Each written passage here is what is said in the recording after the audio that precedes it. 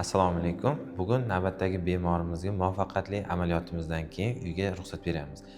Bemorimizni taxikardiya xurujlari 5 yildan beri bezovta qilib kelgan. 2025-yil Turkiya davlatida radiochastotali ablatsiya amaliyoti bajarilgan. Ammo 1 oydan keyin xurujlar yana qaytalangan, yana yurak tez urib ketishlari kuzatilgan. Bemor yaqinlari bizga murojaat qilishdi. Ular hujjatlarini, amaliyot protokollarini ko'rib chiqqanimizda yana qayta ablatsiya ko'rsatma borligi aniqlandi. Bemor uydagilarida moddiy holati yaxshi emasligini aytishdi. Biz ularga Mirabror Usmonov nomidagi xalqaro xayriya fondini tavsiya qildik va fond tomonidan amaliyotni barcha xarajatlari to'liq moliyalashtirildi. Bugun bemorimizni yaxshi holatda uyga ruxsat beryapmiz. Assalomu alaykum.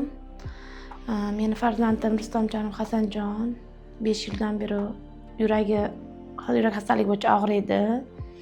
2025-yilda Turkiya davlatida ablatsiyani kuydirish nimasini o'tkazdirganmiz.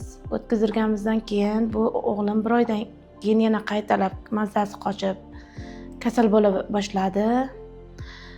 O'g'lim 4 yil 5 yildan beri kasal bo'lsa, 1 yil kuydirgizgan bo'lsak, yana 1 oydan qaytalagan bo'lsa, aborordik, dorilar ta'sir qilmadi, o'kinlar ta'sir qilmadi. Oxiri Ezgu niyat klinikasiga murojaat qildim. Murojaatimda yana ablatsiya operatsiya bo'lishini aytishdi. Men ularga lekin hozir sharoitim og'ir. Hozir qildirishga kuchim yetmaydi degan edim. Menga shifokorimiz Mirabror nomidagi xayriya fondini tavsiya qildi. Men u fondga hamma nimalarni, dokumentlarni topshirdim. Menga fond xodimlari yordam berdi. Fond xodimlariga kattakon rahmat aytaman. O'g'limni shifokorlarga hammasiga katta rahmat aytib qolaman.